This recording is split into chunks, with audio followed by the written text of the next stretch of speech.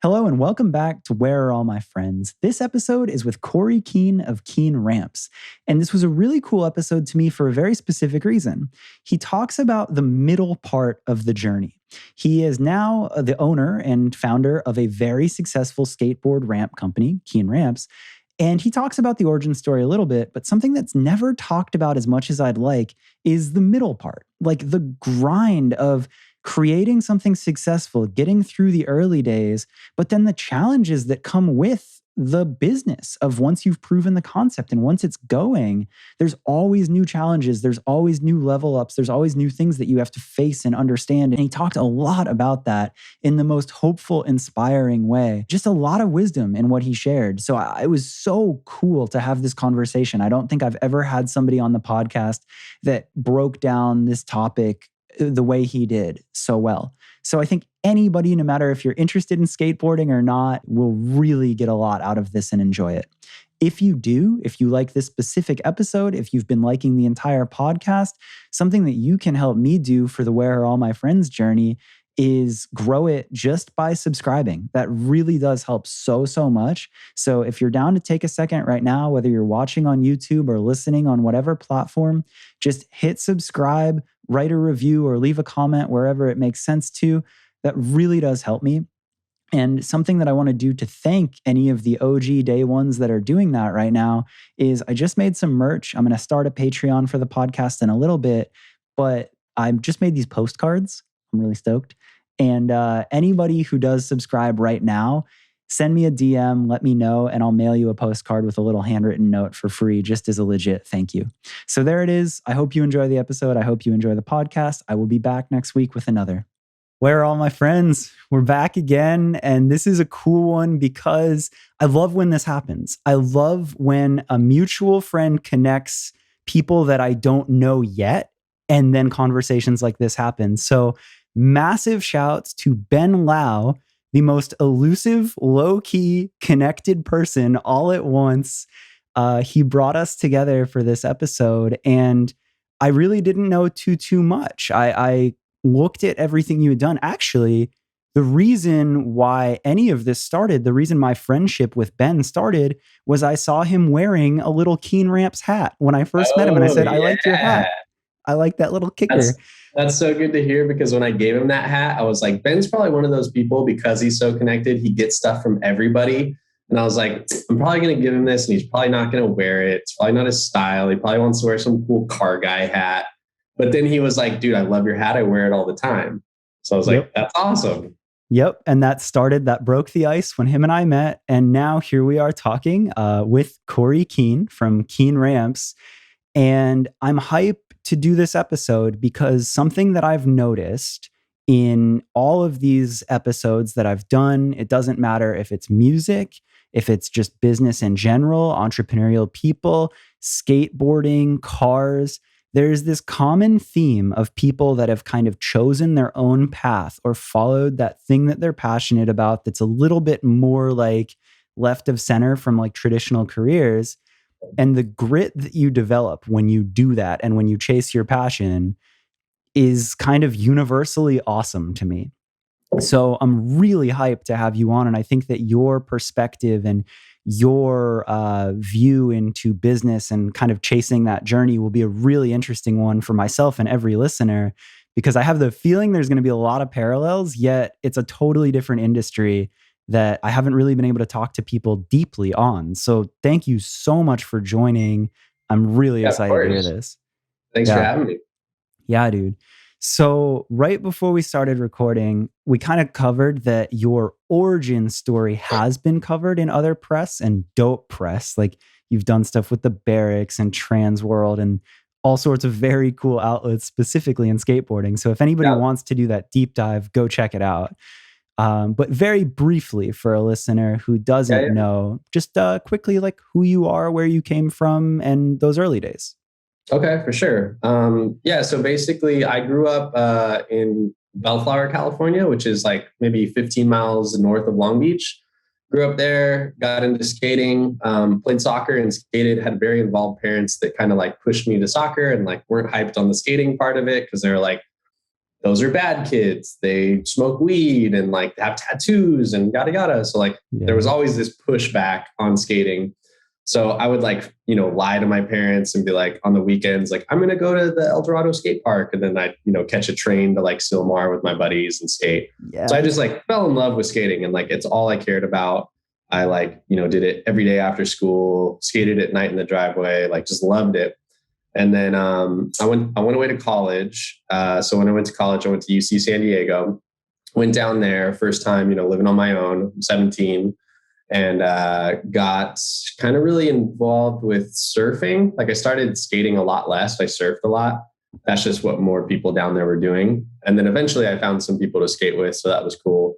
So yeah, I did the whole college thing, continued to skate. Then I graduated. Then I went to SDSU because it was 2008, like peak of the recession. So I applied to like 100 jobs. I graduated with a degree in city planning. So I was applying for like, consulting firms and like planning divisions of cities and regional planning departments and things like that. I didn't get anything. I got like 2 interviews out of those 100 applications that I put out. And just like, it was super tough. No one was hiring. Even for city jobs, huh? Yeah, even for city jobs, they were, furloughing, laying people off, all that. Damn. So then I was like, I guess I'll just keep going to school. So then went to SDSU, then got a master's degree. Now we're at like 2009-ish. So I've been in San Diego at this point for like 6 or 7 years. And then finally was like, I'm kind of done with San Diego. All my friends like left, went to grad school or went to travel or get a job or whatever they did. And I was like, man, I'm like the only one left here. I'm going to get out of here. So San Diego is funny too. Like I lived there as well before I moved to LA. And it's like the best place to live forever and settle down and be comfortable. But if you're young and ambitious, it's like this weird thing where you're like, I know it's perfect. And I know that it's such a good vibe. And things are happening, but like there's some amount of sleepiness where you're just like, I have to like find more energy than this. That's exactly how it felt. It was kind of like this, there's not enough going on, It's like everybody's kind of too chill. And I'm like, I don't want to be chill right now. I don't want to drink craft beer and listen to reggae. No offense to San Diego. I love it there. It's beautiful. Same. I love North It's amazing. Encinitas, La Jolla, like all those places are amazing. But it was just like, it wasn't right for that point in my life. Yeah. So I was like, I need to go back home, make some stuff happen. So I ended up getting a job in, where was that? Valencia, like out by Magic Mountain. Yeah. So I had this job. It was a transportation planning consulting firm. I was working there. I hated it. I had to do impact studies and make charts and graphs and needs assessments for bus companies in rural areas. So they would fly me around and take me to like podunk towns and do these like very gruesome, grueling survey work. It was just terrible. Not a vibe. Like the utmost like government boring job. Yeah, I was not into it. So then I ended up thankfully getting laid off. And then it was like, all right, reset button. At this time I'm like 23 or something, living at home, don't really have a lot of bills. Like my parents were supportive. They were like, use this time to figure out what you really want to do. I was like, okay, cool. So then I was just, doing little odd jobs. Like my dad has a vending company. I was filling vending machines time to time. I was helping another buddy with like a photo booth business. Just, whatever I could like get my hands on just to stay busy and like be exposed to different things. So then I wanted to start a skateboard instruction company where, you have maybe like a trailer or a van and you fill it full of obstacles and you drive to parks and rec places or basketball court and like put them out. And then all the kids just skate and you have instructors and show them how to do things in like a safe manner. So I was like, that would be cool, because then you could replicate it and do it in a bunch of places. Yeah. So I had that idea. I like wrote up like this business plan and like a notebook and was like, okay, this is what I'm going to do. This is like the future. And then I looked it up and I found companies that did it. And there was actually one based out of Long Beach. This guy, Adam, who actually is rad and now a friend of mine. But I pretended that I wanted to work for him. So I was like, hey, man, I want to be an instructor. And my plan was to like figure out what he's doing and figure out how to do it better. Learn the juice. Yeah. So I went on this like sort of interview thing and like went to one of his classes. And I met him and I really, really liked him. And I was like, man, this dude's I from Long can't do Beach. He probably this. like knows some people that I know. Like, I don't want to be that dude that just like tries to screw this guy over by making a better company of what he's already doing. And then on top of that, I was like, I'm kind of shy and I don't really want to like be like face to face with like parents and kids and talk and do things all the time. I'd rather like, be in the shadows kind of thing. Yeah. Um, so that was sort of my vibe. And I was like, okay, I don't want to do this whole skate instruction thing. So then I was like, I do want to work in skateboarding. I know that for sure. So then I was just like, okay, I could start a debt company. I could start a clothing company. No, like nothing really excited me. And I've always been kind of like handy and like build things. Like I built some ramps as a kid and like my parents got their kitchen remodeled and I like, used all that lumber and made like boxes and jump ramps and stuff. And like, I always like liked working with tools. Like my dad taught me at a very young age. I was probably like 10 and he was like, here's a skill saw, like cutting things up. And then at the time I was dating this girl and she had like a nephew and his birthday was coming up and I used to skate with him and like kind of show him how to skate. And so I was like, okay, like birthday's coming up. Why don't I make him a ramp? Then he can get better at skating. And so I made the ramp and everybody was like, yo, that's a really cool ramp. And like everyone thought I bought it because I finished it nice, like countersunk the holes and like sanded the edges and like made it look good. So yeah, it wasn't just like the Home Depot plywood ramp that we all built. Yeah, I was trying to make it look legit. So then they were like, you should sell those. I was like, huh, okay. So then from there, posted them on Craigslist and still didn't really think it was going to be a business. Like I just posted them on Craigslist to like make money while I figured out the next move. So, I'd like buy the materials and like make something for like $100, sell it for like, 250, 300. I was like, okay, this is cool. This is fun. And then I started like, meeting different people that I would sell ramps to. And then I was like, all right, I'll put flyers at skateboard shops that advertising that I make ramps. So then like that kind of worked. And then I was like, all right, maybe I should make like a Facebook account. Instagram wasn't really popping yet. Yeah. So then, did that and kind of just, this all happened really fast. So I didn't really know what to call it. So I was like, my name, Keen Ramps. Yeah. Like I like my last name and like my dad used it. He had a vending company called it Keen Vending. Oh, nice. Like, yeah, like the name's cool. It's like an adjective for like sharp, cutting, like that kind of thing. I was like, that works. So then, Keen Ramps and then Facebook and then Instagram. And then, people are like, oh, you're a company, come out to this like community festival, come out to this farmer's market, come here. So like, I just said yes to everything, like anything anyone threw at me. They're like, yeah, you want to come to this and pass out some flyers? Like, yes, I'll be there. Like, you want to come and do a demo at a school and like come to career day? Yes. Like, okay. So I just, said yes to everything. And then before I knew it, I was making enough ramps that my dad was annoyed with all the sawdust I was kicking up at his garage because he has like a boat and some nice stuff. And he was like, you should think about finding somewhere. I was like, okay, like I don't have that kind of money to go like lease a building. But I just like looked at what was out there, found a spot, hit up a friend that I met through like a skate nonprofit who had a general contracting company. I was like, hey, I found this little building. Would you want to split it with me? Like I can't afford it. And so he was down. So then that was like, boom, I got my first like little building to build out of.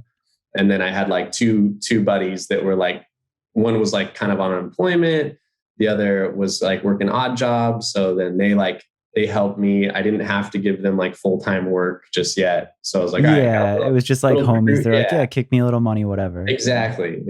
So I was like, all right, got like 3 of us. And then we started, doing different jobs, like built a mini ramp at this person's backyard, like built a little like contest course for like some event. Like, okay, cool. And then we started like accumulating more stuff and more tools. And then it was like, okay, like I'm working these guys enough that I should probably like have payroll and okay, I need payroll. I need general liability insurance. Like, okay, business license, this, that. And then all of a sudden, like within like a year or year and a half, like it was like a business. Like that was all I did every day.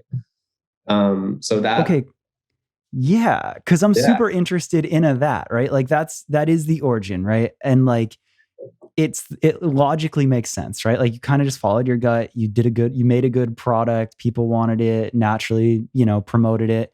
But something that I think is interesting to talk about is once you get to a certain level, like you do have to properly pay your friends and you do have to properly Yeah. establish yourself. And in my head, I'm like, I'm sure with building ramps, like insurance and like carpentry, like Yeah. was that's so interesting to me, like that middle part where it's almost like you really have to decide, like, am I going to scale? Is this going to be more than a hobby? And like Yeah. that. That, So was that daunting to you? Like, was it terribly annoying? And you were doing all of this in California as well, right? yeah. Yeah. Which isn't In Long exactly Beach. yeah, it's not like the easiest place to establish, or it's expensive to establish a Yeah. business. Yeah. Rent's expensive. Minimum wage is higher than other places. Workman's Exactly. comp, all those types of things. Yeah. So So yeah, like, it was super intimidating. And like every step of the way, I always had in the back of my mind, like not an exit strategy, but I always kind of told myself, this isn't going to work, like it's kind of too good to be true. I can't like skate and make ramps for a living, but maybe I can, but it yeah, was it was like, like that 50-50. Like some days you'd be yeah, like, I could fucking do this. Yeah. And then other days you're like, yeah, what, who, what? No. exactly. Like when I looked into, properly paying people, it was like, okay, you see this, you're going to give somebody $500 for the week. And then Mhm. after the employer taxes and the social security, and then the workman's comp for something like that we're doing is really high because it's dangerous. Somebody can like cut their arm off with a saw. Yeah. So workman's comp, and because we were new and we don't have a track record, even higher. So it was like every Yeah. $100 of payroll, another 28 for workman's comp. And Yeah. then the general liability policy, like right off the bat, we shopped around like 15 or 20 of them, even though our revenue was super, super low. They were like, yeah, your stuff's dangerous. Like a kid could break his neck and be paralyzed. You could get sued for like tens of millions of dollars. So I was Right. like, ooh, okay. So going down that road, the insurance policy was, at the time running me like $700 a month. And Wow. then it was like, plus all the, like going legit was super intimidating and kind Yeah. of tempting to be like, I should just keep this small, fly under the radar, pay people under the table. But then it was like, you can't do that forever. And then you can't get like the better jobs because if you, Yeah. if you do something for like a bigger company, if NBC wants to hire you to build a ramp for like a commercial or the late show or whatever, they're going to be like, all right, you need a $2 million policy and you have to show proof Right. of Or it. even like you guys did ramps for Complex, right? Yeah. And like Mm-hmm. that's something where it's like, yeah, everybody from that industry came from being scrappy skate kid or doing things under the radar. But then Yeah. it's like, you don't want to do your homies dirty like that. Like you don't want to get an opportunity, go into somewhere and then be the person that was under the radar. And then something happens. And then you're just like, dude, like you're the guy, like you're the Right. one that caused it. So like, it is that weird, like, I really don't know. I'm so interested in that because if you want to scale, if you believe in it, if you want to do all those things right, you kind of have to. Was that just you? Like, did you have anyone else helping you? Or was at the same time that you're scaling a small business Yeah. and building these things yourself and mapping out what ramps you're going to build next, like, are you also like figuring out insurance policies and Oh payroll? yeah. And That yeah, was that was all me. Like I had two guys, like I said, that kind of worked for me. And it was strictly like, they built stuff. But then like I made my own website, would stay up till like 3, 4 in the morning, like, oh, okay, website. Then I was like, all right, insurance, like all these different things. Luckily, I did have some people to point to. Like my parents have always been self-employed. My mom was a realtor. My dad's had his business.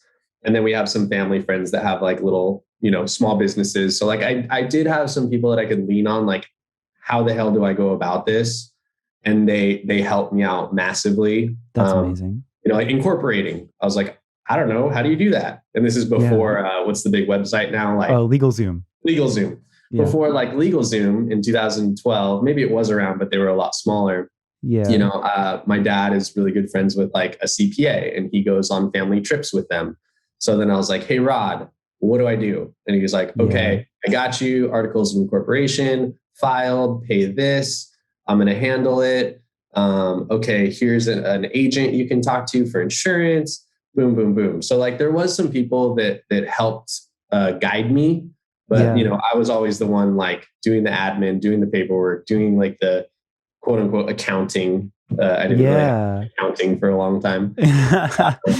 Bookkeeping, whatever you want to call it. And then, yeah, also like, Totally. making logos and making like flyers and That's a lot. like And doing it's all that. Yeah, it was nuts. Like the amount of things, like a lot of times I'll think of what I'm doing now. And sometimes when one of those tasks come across me, like to make a flyer, it's the most daunting thing in the world. I'm like, okay, who can I hire to do that? And back then yeah. I did it all and I did it so willingly and I would stay up like all night. And I'm like, how did I have that kind of drive? Was it the age? Was it like I was just excited about what I was doing? Because like I'm still fired up about what I'm doing, and I still work long hours and still like give it my all. But at the same time, I'm just like that was like some other level kind of shit where I was Yeah. just laser focused. That's like, I think that there's a lesson in that of like when you're younger in your career path, like when you're right at that spot where you found your thing, but it's still not anything yet, but like you just know. I think that you can feel in that time that like that everything is a disadvantage and all these people are so far ahead of you. But the advantage that maybe not everyone realizes is the energy and that spark and that willingness to do anything, that scrappiness. Yeah, The more established people don't have that like that. Like there's just something about that grit that you can only have then. And it's a yeah, huge advantage because you'll do so much. And then later, yeah, as you're like more established, you're like, oh, there's a person for everything. And it yeah, gets easier. But yeah. in that, like that grind is so interesting to me. And I think it's a huge advantage that people don't realize. Yeah, I think being younger was huge because it was like, I didn't have a family. I didn't have like a wife that I had to go home to at like 6, 7 o'clock and not feel guilty. And then it was like I was living at home with my parents and they were kind of like supportive and like do what you got to do, like as long as you're like working and working towards something, like we'll help you. You can stay here. Like, okay, that was cool. So I was in this position where like, yeah, I could pull these like weird 20-hour days and just like Yeah. be all fired up and just do whatever I wanted to do. Like it was Yeah. really cool. And one of the big things that I always like told myself, and it's actually still like a narrative in my head of just like never taking no for an answer. Like if you're doing something and somebody's like, well, I can't do it because this happened. It's just like, Yeah. no, like there's a way around it. Like if any roadblock, anything comes up, like whether it's like, financial problems, lawsuits, like whatever it is, just like, nah, I'm good. Like I'm gonna be good and I can like bulldoze through it. So like no is like not an option. And that's like always been in my head. That's sick.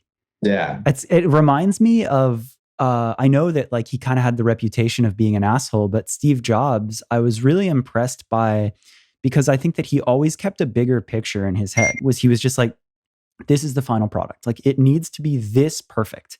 It needs to have perfect edges. It needs to have this finish. It needs to work perfectly. Yeah. And he was making things that really hadn't been made at the time. So people were like, dude, it's impossible. It needs to have a this. It needs to have a that. And he's like, no, it needs to be like Yeah. this.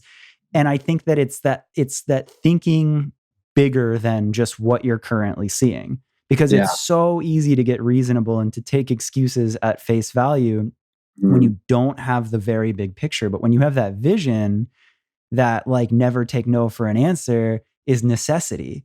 Cause Yeah. you understand. It's like, yeah, I get that this is an issue. I get that traditionally this is a Yeah. problem. That's why we're here is to fix that and to break that rule. So like that's cool that you had that. Yeah. It's been a lot of fun. And it was like really cool how like I said, I didn't know that it was what I wanted to do. It's like I very organically fell into it. And Mhm. I'll tell kids that a lot, or like anybody that's close to me that's like, how did you figure like what you're doing? They'll be like, what you're doing is so you skate, you build, like you're kind of like gritty and dirty and like you don't care. And Yeah. like what you're doing is so you. And how did you figure out that like that's what you needed to do in this world? Like, and I think everybody has that. And a lot of people just put too much pressure on fitting into a certain box. It's like, you could literally do anything, like, especially in today's day and age with the internet and like all the tools that are at our disposal. It's like you can sell anything you want, whether it's content, whether it's advice, life coaching, drawing, like anything you can do to make money and make a living. It's like, as long as the goal isn't to make money and, per se, Yeah. you'll Well, get to there. add to that, I think you're entirely right. And I think it's one of the most exciting times ever to be alive because there's all these brand new opportunities to make a career out of. But along with that, there's a new competition where it's like, if you tell somebody like, dude, you can play video games for a living. Damn, who wouldn't want to do Yeah. that? Dude, you can Right. skate for a living. Damn, who wouldn't want to do that? You can play Right. guitar for a living. Like all of these things are very fun and cool. So it's Yeah. like, yes, it's available, but if it sounds as cool and fun to you as it does to others, there's probably a lot more other people also trying to do it. So the lesson that I hear in your story is like, yeah, you made it work. And like, like you and I are pretty new acquaintances in it, but like it does feel like a very you thing and your demeanor. And Yeah. it's just like, yeah, like you made it work. But I think the thing to really notice there is there are these parts in the middle of the journey and there are these struggles that you have to be willing to overcome and to deal with and to put those crazy long hours in because Yeah. how many years realistically were you kind of blindly having faith or just barely floating it before it like got popping?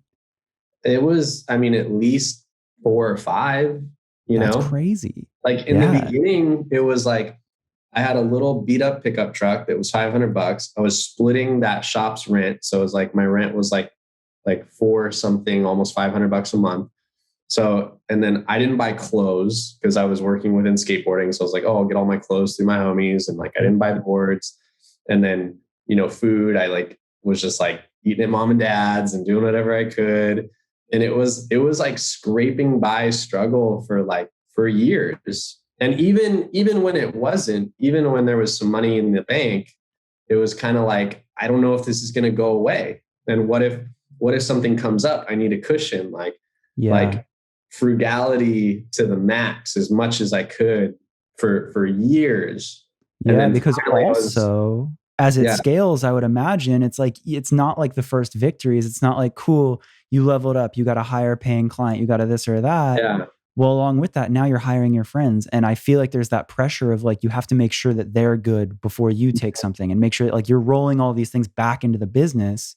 So yeah, there's the years of just barely making it work. And then there's probably that beginning couple years of the success, but being so careful to ensure the success yeah, that you're rolling it all back into your employees, into the shop, into upgrading things, into all of that.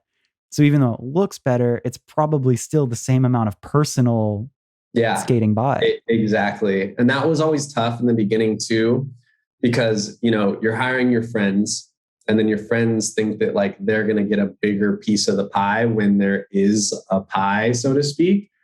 And so they'd be like, well, we did this job, this job, this job. We know that you've got some money in the bank. What the fuck?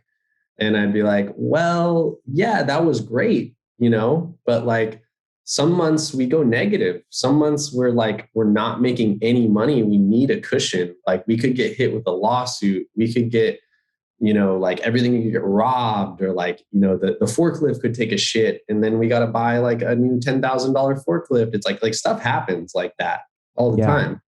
So I was like, I'm not gonna, like celebrate the fact that like we had a good couple months. I'm going to act like nothing happened so that Yeah. we're in a comfortable position. And then that creates animosity with those friends. And then, little falling outs along the way. And then like it's been like a pretty big uphill journey. And I've definitely like, cut a lot of ties. Yeah. Well, like, so that all said is like, that's where it's interesting because it's like, yes, anything is possible. And you can make your favorite thing that you do, your hobby, your passion into a career. But along with that comes the struggles that you just explained. It's like, Yeah. right? Like, it's like literally you can go and do anything. But like, before you go and do it, are you actually as passionate as you think you are?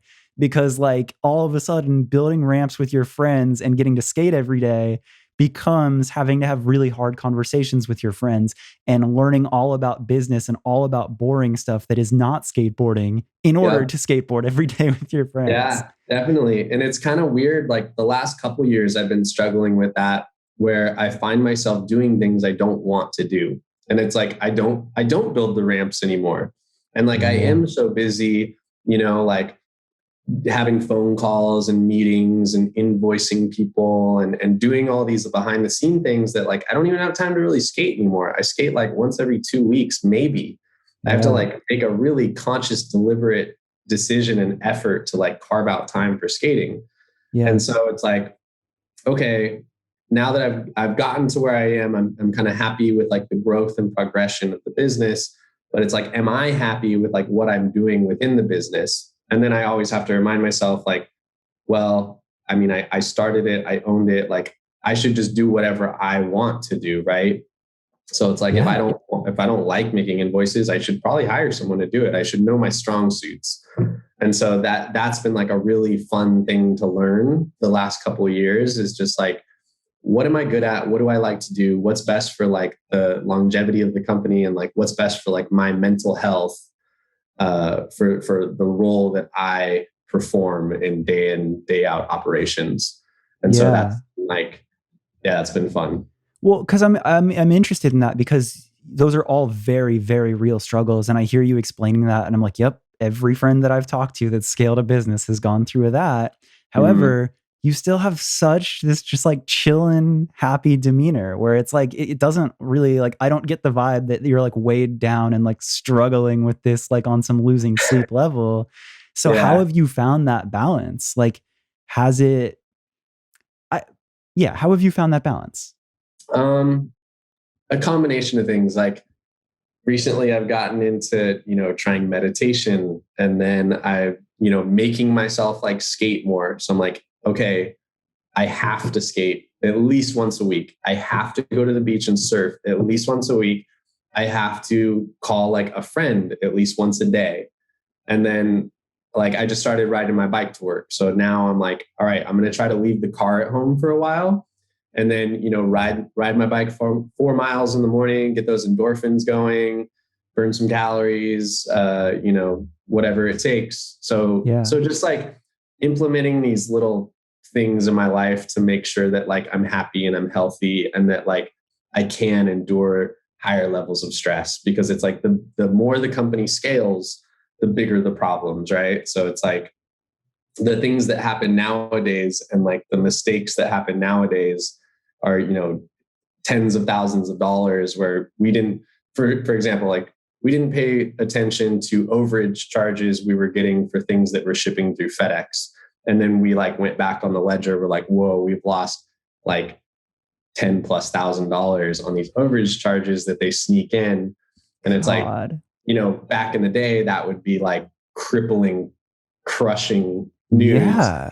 And then, nowadays it's like, okay, it's like a shitty cost of doing business, find a solution. Yeah. Yeah. And getting That's hit with so real. yeah, and like we got hit with a lawsuit. It was a 2 year battle against intellectual property and trademark infringement with a competitor. Okay. I'm not supposed to talk about it. I won't get into it too Yeah, much. we don't need to go Yeah, anything deep. but That's like just a that funny was concept to me. Be like somebody's like, no, our angle was trademarked at right, this degrees, and right, you're like, bro, it's a ramp. But whatever. exactly. Yeah, so that went on for like 2 years, and in the pinnacle of that, like it was really like daunting me, and like I got like high blood pressure, and I like gained weight, and I'm like stressed out and not sleeping well. And then on top of that, Yeah. like I'm 6 figures deep in attorney fees. And then like God. then we're doing like mediation and talking like, 40, 50, $60,000 settlements and all this shit. And Yeah, it's like like, numbers where you go back to you posting Craigslist ads or handing out flyers, yeah, and you're like, what the actual fuck? yeah. But it's nice that, it was scaled in like a slow fashion, to where I'm constantly learning, I'm constantly growing, I'm constantly getting myself used to those bigger problems. to Yeah. where like my threshold now for like stress and complications and all that is very high. And I Yeah. know it's like higher than the average person. Yeah. Um, and I think it's only gonna keep going on and on, you know, like you talk to uh, famous people or CEOs of giant corporations, it's like, you know, people come after them. It's like the more fame and success you get, you're just a target. And like people are gonna try to bring you down all the time. And it's like you just have to like let it roll off and just be you at the end of the day, right? Yeah. So I have a heavy question with that. Yeah. Is it worth it? Like here you are Yeah. now and you've gone 100, through it all and you've scaled it. Is yeah, all that BS worth it? 100%. Yeah. Yeah, 100%. Because it's like, what else would I be doing? Working for a consulting firm or working for a city, like sitting at a planning counter, like stamping and approving plans. No offense to people that do that I previously worked with who were Yeah. friends. um,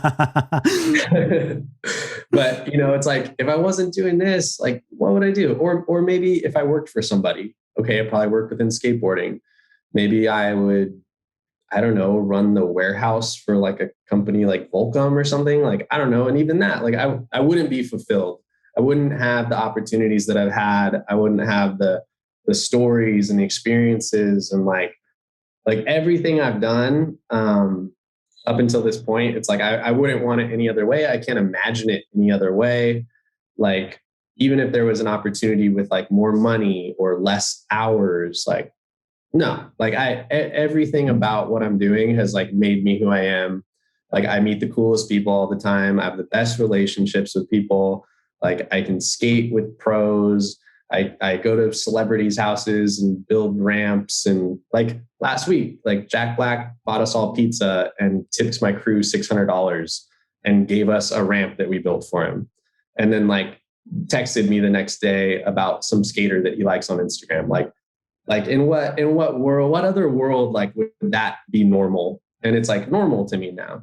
And like Yeah. going to James Cameron's house and seeing his like bunker with like 3,000 pounds of frozen vegetables and his collection of helicopters and tanks and zoos and all that. Like, yeah, we went there and we built a ramp at like his Malibu house and his Santa Barbara house. And like, yeah, I Yeah. couldn't ask for like any better life. And I can't imagine me doing anything else.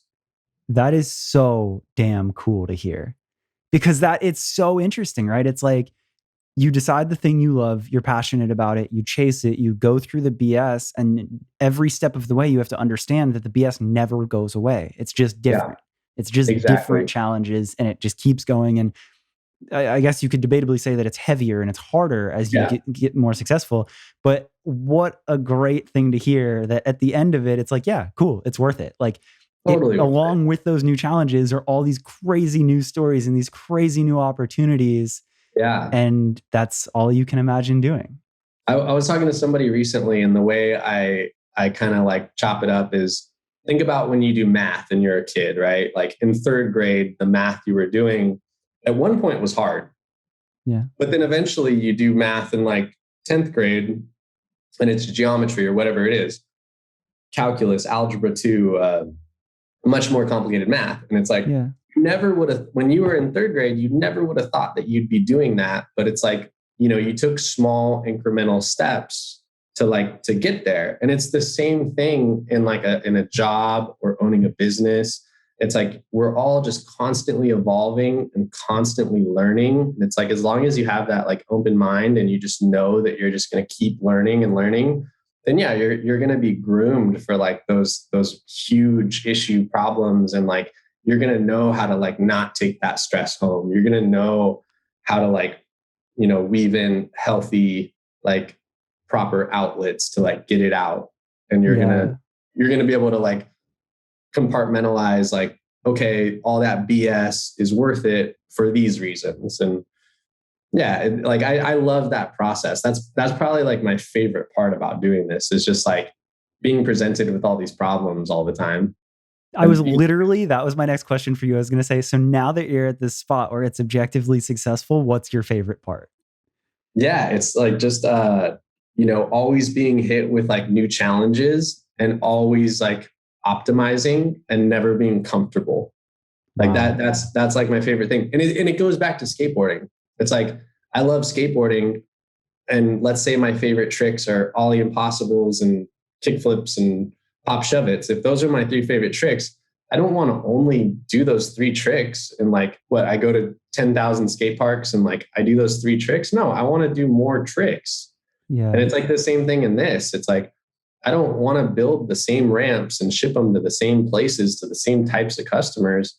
I want to figure out how to, hit other markets, and I want to figure out new obstacles, and I Yeah. want So to it's figure like, out better and faster ways to do things. I want to figure out like different events that we might be able to do, different companies we could collaborate with. Like there's so many things. Like, we're like, I feel like I'm just barely scratching the surface of like what our whole brand could be.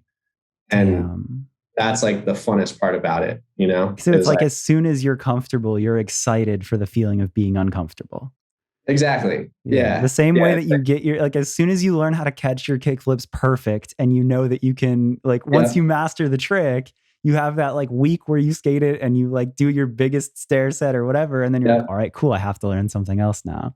Yeah, or you want to like take that kick flip to a 2 stair, then a 5 stair, then an 8 stair, then a 12 stair. Yeah. It's like the same type of thing. Yeah. It's like you want to get good at one thing and you want to do it better and bigger. And it's like I've never been able to shake that. Like that never goes away. That's so sick. What are some of the things that you think that you could continue to do? Or like, I would say that you've mastered the kickflip of building Yeah. like that kind of a ramp. Like, what gets you excited now? Like I said, maybe just doing things in a different way. Cause like right now we build a ramp traditionally. It has 3/4 inch plywood sides with 2x4s and plywood on top, multiple layers of plywood. But like maybe there's a way, and this might be like very far in the future, where we send like thinner sides that are made of like a different material. And maybe then the whole packaging is not like a giant 4x8 pallet that only a forklift can move, but maybe it's like a nice little box that you can just pick up. Like finding like lighter weight but strong alternatives to the things that we're building.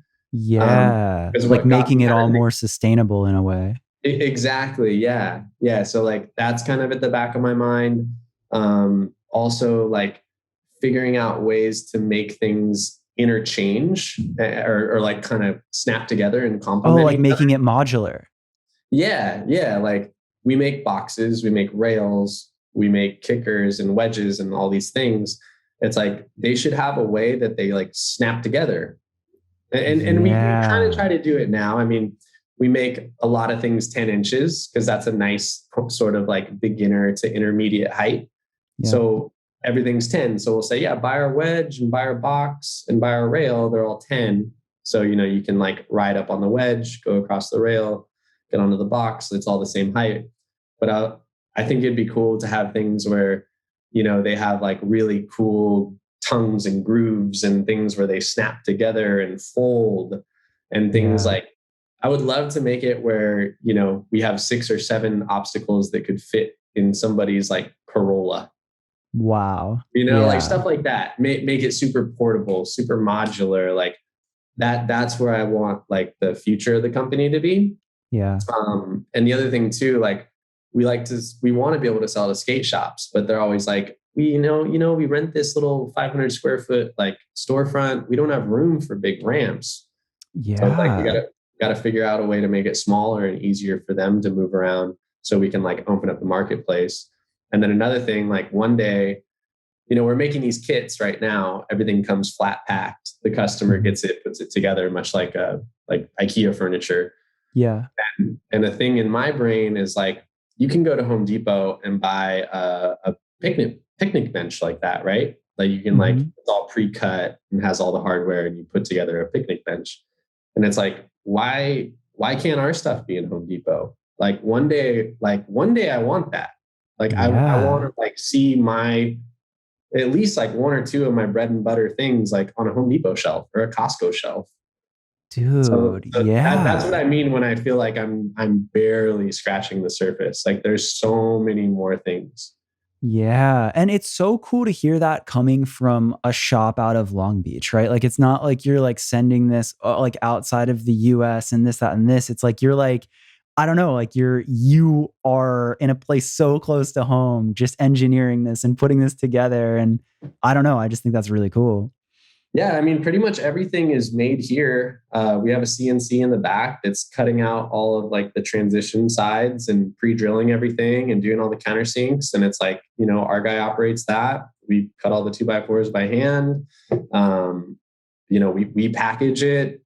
Like the only things really being made overseas, we are doing a batch of rails of flat bars. Oh, yeah, that So makes sense. we have some of those being made overseas. Most of our metal now is like American steel.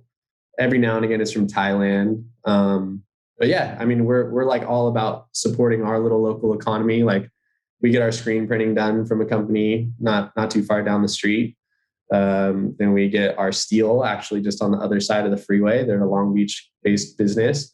Uh, yeah, we just like try to support other people in Long Beach and or skateboarding as much Yeah. as we can. So like our vinyl stickers are from this dude Durso, who I know who like lives in like Elsinore, and he's like a skate photographer, and he has this little like vinyl company called A's Custom Vinyls.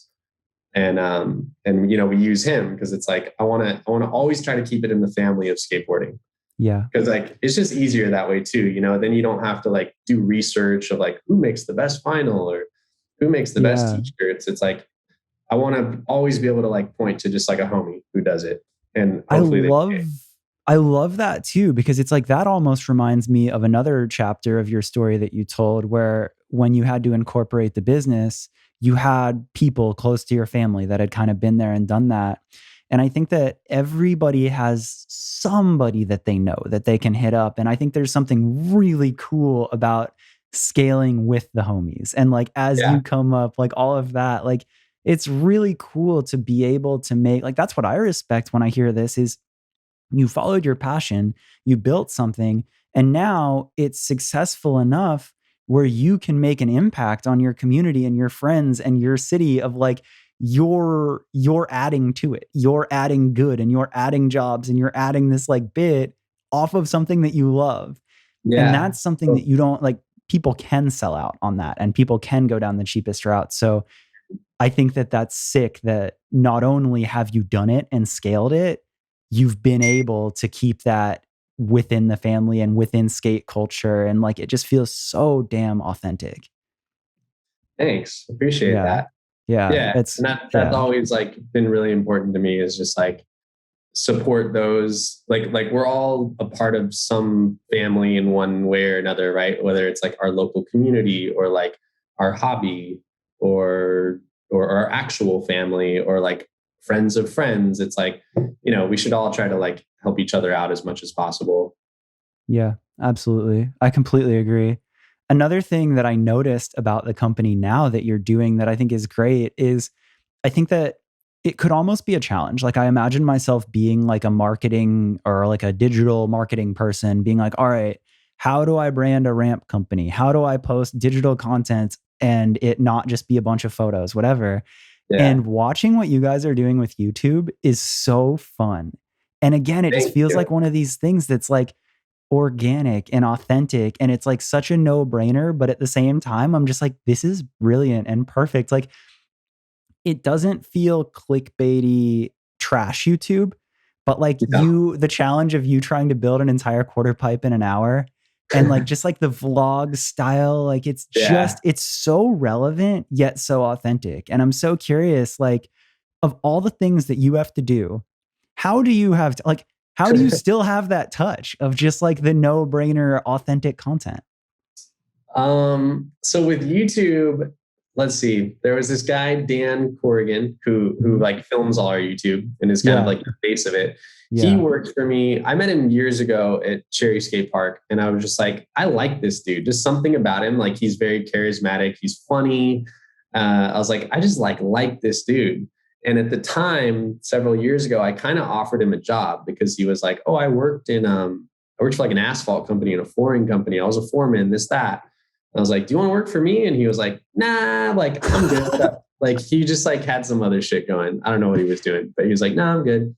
And then we kind of reconnected and he reached out and was like, I'd love to work for Keen Ramps. And I was like, okay, cool. Like, let's try you out. And he honestly like wasn't the best employee. No offense, Dan. Funny. Just like, as far as like speed of building things and like mechanical inclinations, like Yeah. it was good, but just like, he struggled a little bit. And I knew that he like wasn't going to work in that capacity for a long time.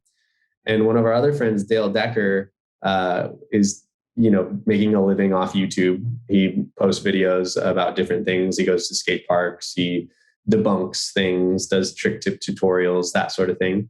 Yeah. And he always has Dan in his videos. And everyone's like, dude, Dan is a character. He's hilarious. Yeah, he is. Like, so everyone's been like on Dan, like, make a channel. Like you have to make a channel. So he finally did it. And then once he did it, I was like, do you want to make videos for Keen Ramps? And he's like, yeah, I'd love to. I was like, okay, like after the holidays, like after we're done with like our busy like holiday rush season and we don't really need extra hands in the shop building, I was like, how about you don't work in the shop anymore and you just make us like 2 YouTube videos a week? He's like, I'm down, done. So we've been doing that. So it's basically since like New Year's or a little before. I think we actually started it maybe in December. Yeah. So we're like 2 months and some change into it. Now it's like, let's make this super engaging. Let's have it be like, every Tuesday, every Friday, like there's a new video. Yeah. And like, let's have like kind of like series, like consistent series of like how to build something for free or like, will it skate kind of thing. Like eventually we want to get to that, like where we find some sort of inanimate object and make it skatable, like stuff like that. God. Like old school, like Fuel TV built to shred kind of vibes. Like I want to get our videos in that kind of realm. So yeah, starting this process, long story short, basically like Dan just sort of fell in my lap and is just this hilarious person. And that's so great. And he like loves filming and he loves like being on camera and he like is super quick and good at editing. And so he's making us these videos. And so we've just had a lot of fun with it, like we come up with these different concepts and we just kind of like feed off of each other's energy and we'll be like, yeah, let's do this. And then, okay, cool. Yeah, let's skate a boat. Okay. Yeah. Let's try to break a record. Let's make like a foam pit out of old mattresses or like, those are some of our future ideas. But I love this. I'm so excited. Yeah. So what a great time to subscribe. Wow. Yeah. That's actually one we're talking about. It's like a free foam pit, like a ghetto free foam pit. Yeah. So not to like spoiler it too much, but we want to make some type of big launch. And then we're going to just have a sea of nasty down used mattresses. and then maybe cover them in plastic and wear like not maybe diseased. Maybe wear like the Breaking Bad suit and then jump off and like go into the mattresses. That's amazing. So stuff like that. Like we want to have fun doing it, and then we also want to give like relevant content. So that's why we've been doing all the how to build stuff for free. So like the box one's a no-brainer. It's like find pallets, put plywood, find angle iron, bed frames that are free on Craigslist or whatever. Slap it on there, like done. And it's like, if we give people that content, they're going to be so stoked that eventually they're going to want to be a customer. Yep. So it's like, it's like a win-win for everybody. Like we're giving knowledge away to show people how to make things for either free or very, very cheap. And then at the same time, we're, making people like crave our content and follow our brand more closely. And then it's going to be like, okay, like even if we lost out on some sales from giving away like this knowledge of how to build things, it's like, say say we lose out on like 20 potential orders where since someone saw that content, but it's like now we might have like, 200 new orders of all those new eyeballs. So it's Yeah. like, let's I give that information away all day. I think that that's it. And it also shows so much confidence in your brand to say like, yeah, like we'll show you the sauce. Like that's fine. Like we'll show you how to build this. We'll show you how to Yeah, do this for free because you're showing like we are so good at what we do that it's not a big deal to show you how to do this. And of course, a Keen Ramps box is going to be better than a pallet one that you throw together. So it's yeah, like this will do for the time being while you're getting your money right. And then mhm, come buy one from us later. Like skate that and exactly, understand what it's like to skate the shitty free one or the as good as it can be free one. And then yeah, you'll appreciate skating the proper one even more. Like it's just exactly. cool. And at the How same many time, employees like, do you have now? let's see, eight, 8 or 9.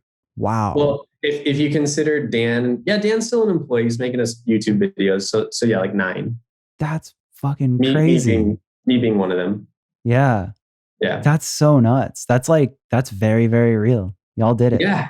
Yeah. And there's days where like, like I'm in the shop and I'm like, oh, there's this getting delivered and this guy's building this and the electrician's here and like 2 different customers are here waiting to pick things up. And then like all the guys are running around and like all this is happening. And I'll just kind of like stop and look around and feel sort of uncomfortable, but also like be really stoked at the same time. Just like, Yeah. I can't believe that like this is all like because of the company, like it's Yeah. crazy to just see it have like its own legs where like, it's bigger than me, as Yeah. cliche Yeah. as Like that you're sounds. Like, watching it operate externally and yeah, it's still going. And you're like, oh, yeah, crazy. I love that. Like, I love, like randomly seeing somebody have our ramp.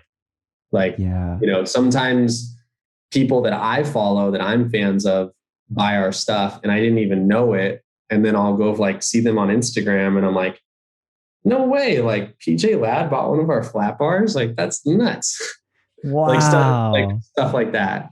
So that's really cool. Or seeing somebody like wear our t-shirt and like be proud of it, like I Yeah. saw that on an Instagram story where it was like a father son, like they bought our merchandise and like merchandise is a new thing for us. Like we used to not really like push it.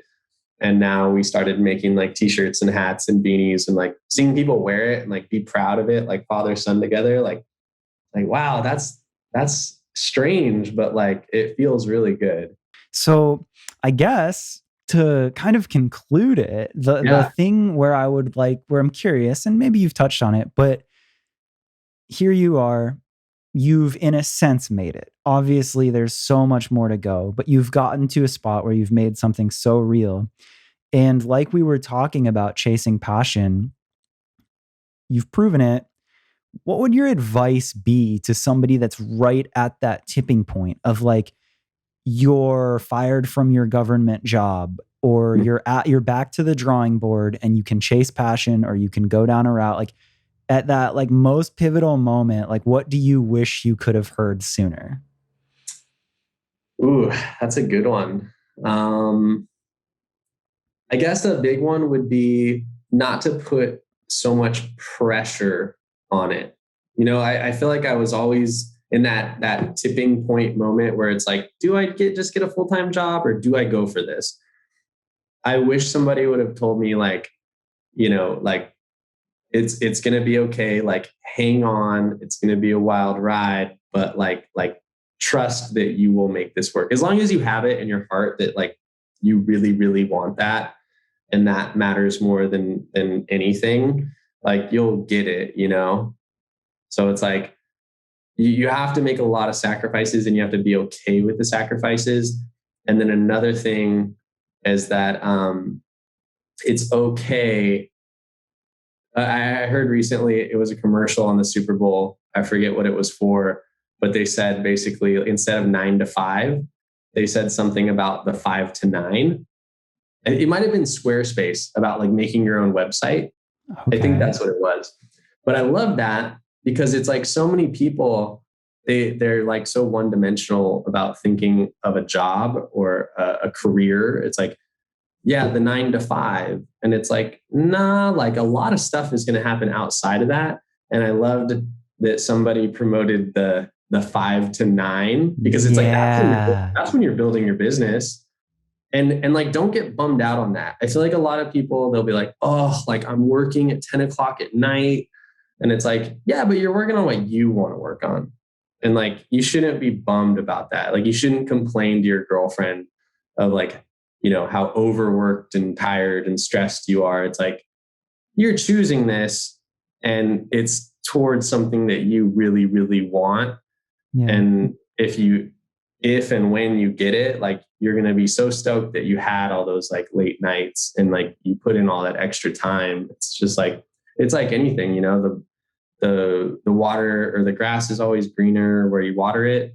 Mm-hmm. It's like, if you give a lot of time and energy and focus, like, it's going to work. And I wish somebody like along the way would have told me that, like, it's okay to put in all this time. It's okay to have like sleepless nights. It's okay. Like, I always that felt doesn't guilty. make you like a failure. That doesn't make you like slow or bad at the process. Yeah. Like, that's just part of it.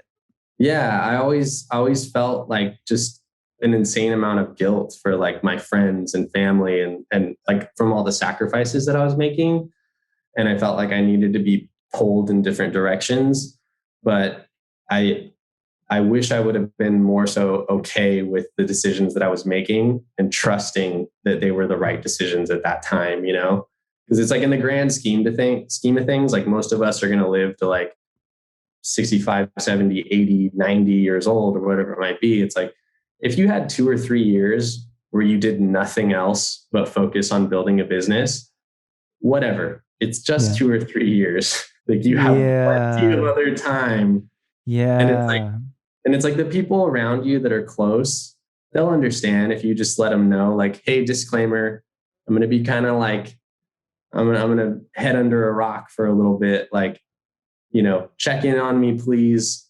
Bug me when you want to bug me. Make sure I see you. But like, I'm going to be doing this. Yeah. Like that. No, that's so cool. And I love that perspective of like, when you look at a whole lifetime, a couple of years isn't anything. But like, for me, I got real bad with that. Like 30 became this insanely significant thing. Like, I was like, it's just all of a sudden you're like, that number shift and you're like, am I a failure? I haven't made it yet. And it's like, whatever. It's like, okay, maybe somebody did it by 25 or 27 or whatever. Yeah. But it's like, that's still okay. It's not because you just hit that number, you've all of a sudden failed. You still have your whole lifetime. And everybody's really process is so different.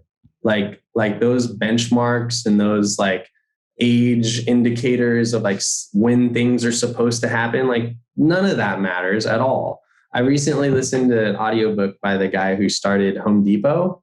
He didn't start Home Depot till he was like 49. Really? Yeah. He like worked for some other company that was like it was called Handy Dan's, and he like became the vice president of it. And like him and this other guy that he worked with, they got laid off. There was some merger and they got totally boned. And then they were like, let's do our own thing. And they were, far along in life, like had mortgages and houses and wives and kids. And they like relocated to Atlanta and they started Home Depot like at very late in life. And then I heard that too about the guy who started KFC. He was like 50 or something. Yeah. Yeah. There are a couple of those people that have started crazy things so much later in life.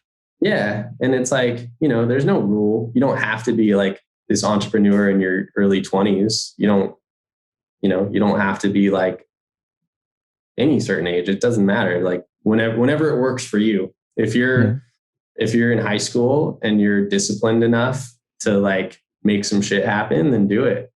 Yeah. And then if you want to like get your rocks off and dick off and party till you're like late 20s, if that's like your path and you know that you'll be able to come back to it and hunker down and make some shit happen, then whatever. Like, everyone's journey is so different. And like, I feel like we all have this issue where we like to compare ourselves and, look on Instagram and get all bummed out about this person has this and I don't, like, I'm sad. It's Yeah. like all of us need to get away from that. We all just need to like be happy for others and just be content with us. Yeah. Dude, and Like, even so like what you hard. just said with that, I love your thing of be down and hype on even the bad days when you're like, dude, like I got to do this today. And even though Yeah. it was a Right. bad day, I can learn something. Like really just enjoying the process for the process. That's where the magic's Yeah. at, huh? Yeah. I'd say so. Yeah. Definitely. Yeah. Dude, what a crazy podcast. Like again, anybody that Ben says is good people, that's it. Like that you say less, we're good. But I'm kind of the same with Ben. Like, yeah, oh, you want to do some overseas trading? This is your dude. And like, I yeah, didn't even look him up or anything. I'm just like, yeah, I trust that that's a good dude because Ben said so. yep. Or if Ben's like, this guy should do your taxes, I'll be like, okay, fine. Yeah, sounds you good. said, you said Yeah. so. Yeah, he's just one of those So insanely credible people. Like, yeah. yeah, And it's just like, look at this conversation. Like, thank you so much. Like, I loved this. And it was so insightful and so cool to hear everything you went through. And I don't think that I've had anyone on that's explained that middle part of the journey so well, yet had such a positive outlook and been so appreciative of it, right? Like, when I it's ask you, I'm like, is it worth it? You're like, yeah, yeah. dude. Like, look at this. Look at what challenges I get to face. Like, that's so sick. Thank you. Yeah, it's definitely like in hindsight though, because when I was going through that middle ground, I was stressing like, I didn't it was like every other day. One day I was like, I should just get a job. Fuck it. I'm over this. I'm over. At one point I did. I got a part-time job. Wow. Like I was Wow. so fed up with everything and I know I needed to disconnect. So I got a part-time job working for the city of Santa Monica. So 2 days a week, I would go out to Santa Monica and I worked for their planning division and ran this program called Safe Routes to School. And like Wow. not a lot of people know that I did that because I was kind of like, if people know that I'm doing this, they're gonna think like my company's not doing well. But it was honestly kind of for like my own sanity. Like I was too deep in skateboarding and work and it just like it wasn't fun anymore. Like I would go to the skate park and just skate for like 10 minutes and run into people that I like was doing business with and then like see kids that were at contests that I did and it was just like everything was too intermingled and I was just like Yeah, like it skating's not. lost its spark. Yeah. And I was just like, I need separation. So like I got this part-time job and I did that and it worked out well. It was good because I didn't have to like rely on the income from my business as much. It helped me just have like a time to disconnect and like not be at the shop all day every day because when I don't have other obligations, I will spend all day here. Yes. Like it happened Yeah. recently. Like my wife did something with her friends, and she texted me at like 10:30, and she was like, "Where are you?" I was like, "I'm still at the shop." She's like, "Why?" I was like, "Because you're hanging out with your friends." It's like Yeah. if I have the Yeah. option, Like it's like, yeah, you give a yeah, dog food and it'll just keep eating kind of thing. yeah, Yeah. exactly. If I have the option to be here all the time, and no one in my life is telling me not to be here, like Yeah. I'll be here the whole Which time. speaks to your passion, but it's also like that's sometimes the hardest thing to just turn off and Yeah, understand that balance. But that's yeah, also cool that you share that of like even in that middle ground where you could objectively say that it was a real company and successful, you still went and did something else. Like, I just really respect when people share things like that because it's so easy to think that it's all just rad and that it's all just like, I followed my passion and every day I yeah. was living the dream ever since. And it's like, nah, like it's only when you look back later to be like the BS was worth it. Like that's such a cool lesson to hear Definitely. firsthand. Yeah, definitely. There was many of times where like, like sleepless nights and like freaking ripping my hair out and like breaking down, rage fits, like whatever. So many different times where I just like lost my shit and it was just like, I don't know if I made the right decision. Damn. But looking back, I'm like, it was all so worth it, like Yeah, it, yeah. Like now, heck yeah, you did. yeah. Yeah. Yeah. So I'm super eternally grateful. That's so sick. No, like for real. And I'm so honored to hear that story and that you were down to share it because I feel like that will really help people like hearing that and like keep going with what they are passionate about, which is the Yeah. whole point of this. So Yeah. And it's like if you need a break, take a break. That's another thing too. It's like if you're burnt, like embrace the fact that you're burnt and get your head right. You know, if you want to like check out and get another job and go like wait tables in the interim of like regaining your motivation or finding your passion again, like that's totally fine. You know, there's no wrong way to do anything. yeah. Yeah. That's so sick. God, and you are just a Buddha of that. Like, damn. Damn. Yeah, it's kind of Well, weird. Like this is all strange to me because I don't like give advice very much. And these are everything I'm saying is just stuff that's usually just in my head, you know, yeah. that's just looping to keep me motivated and keep me sane. Yeah. Uh, so it's kind of fun to like hear it out loud. No, I know for real. And it's also nice. Like something that I love about the podcast is it forces you to take an hour and to just like have that perspective and to look at the whole process and to talk about the process and every bit of it because it makes you a little more present of where you're at right now. And it's like you can like I'm so bad at it where it's just as soon as one thing's done, it's on to the next, on to the next, on Right? to the next, on to the next. Yeah. So it's like to stop for a second and just talk about the process and what you've learned and say it out loud with no distractions kind of cements it a little more for yourself. Yeah, Yeah. definitely. Yeah, See it's that. cool. Well, damn, dude, this was truly an honor. Where should everybody follow you or find you or keep up with the brand? Obviously, we talked about the YouTube, but what's the best Yeah, spot yeah. to find it all? Instagram at Keen Ramps. My personals at Cory letter D Keen Cory with no E. That's kind of mostly personal. It's like skating, maybe some trips, maybe some cats, maybe some wife, family. But it's lately it's been a lot of like business stuff. It's been all the behind the scenes of building out this new shop because we moved a Cool. week ago. Oh, So wow. yeah, for the last 3 months, I bought a building and I like renovated the shit out of it, like tore it down to like just bare studs, like all new plumbing, electrical, redid the offices, like recessed lights, like drywall, cut a hole in the back, like redid like everything, built a 1,000 square foot metal building, like new fences, security cameras, this, that. So like there's a highlight reel of the max number Cool. Will on you on have like a little like mini skate park there too? Or like do you have a spot where uh, y'all can we have skate? a spot we're gonna set up a mini ramp. Actually, right before I got on this with you, I was clearing out the area. So Yes. I'm getting excited for that. And then we have like a few ramps here, like little quarter pipes and like boxes. And then we're going to get like a big long flat bar made. And eventually, when the world opens back up, we plan on doing things here, Nice. workshops, demos, maybe like video premieres for other skate companies or like just whatever, try to make it sort of Sick. like a light venue as well. Yeah. Yeah. Um, yeah, so Instagram. Where else are we? We're on Facebook, not very active on it. Same with TikTok. Like we have one, we're not very much on it. It's mostly like Instagram and YouTube, and Yeah. then yeah, our website keenramps.com. We do some blog posts every now and again. If you want to sign up for our newsletter, we send out a newsletter every Friday with just like updates of like new videos or promo codes. We try not to like flood people's inboxes too much. So just every Friday, email goes Nice. out.